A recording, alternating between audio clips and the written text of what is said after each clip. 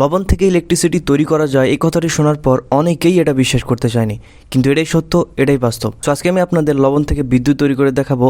এর জন্য প্রথমে প্রয়োজন হবে যে কোনো ধরনের লবণ। এরপরে লবণের সাথে পানি মিশিয়ে এটাকে খুব ভালোভাবে মিক্স করে নিতে হবে।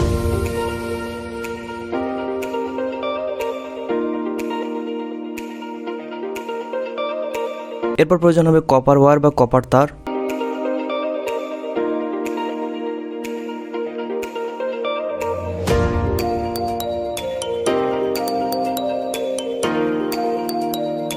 আর সেই সাথে প্রয়োজন হবে অ্যালুমিনিয়ামের পেরেক।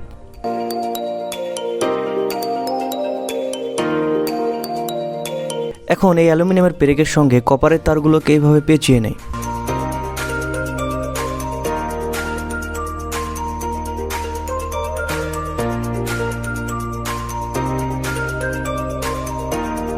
দেন এগুলোকে এইভাবে সাজিয়ে নেই। তবে অবশ্যই খেয়াল রাখতে হবে এগুলো যাতে একটার সাথে আরেকটা কানেক্টেড না হয়।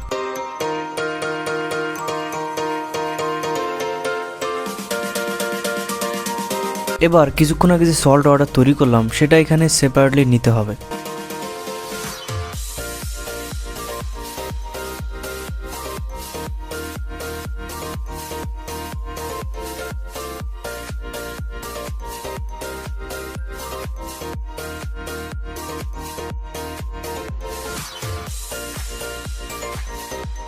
যেহেতু এটা ছোট পরিসরে কাজ করতেছে তাহলে এটাকে এবার বড় পরিসরে ট্রাই করে দেখি।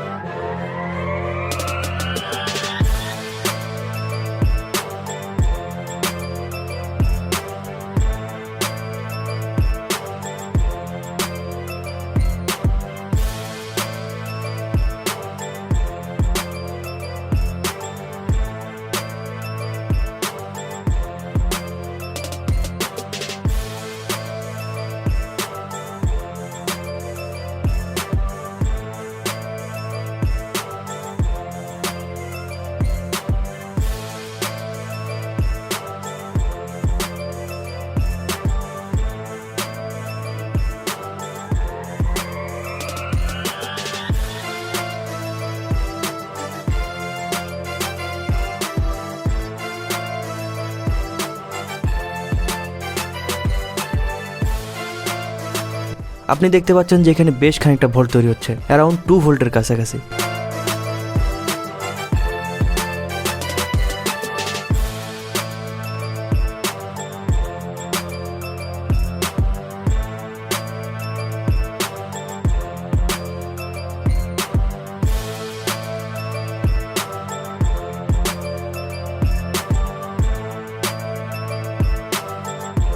এবারে সেম এক্সপেরিমেন্টটা আমরা আয়োডিনযুক্ত পিওর সল্ট দিয়ে ট্রাই করে দেখব। এরপর দেখা যাক কি হয়।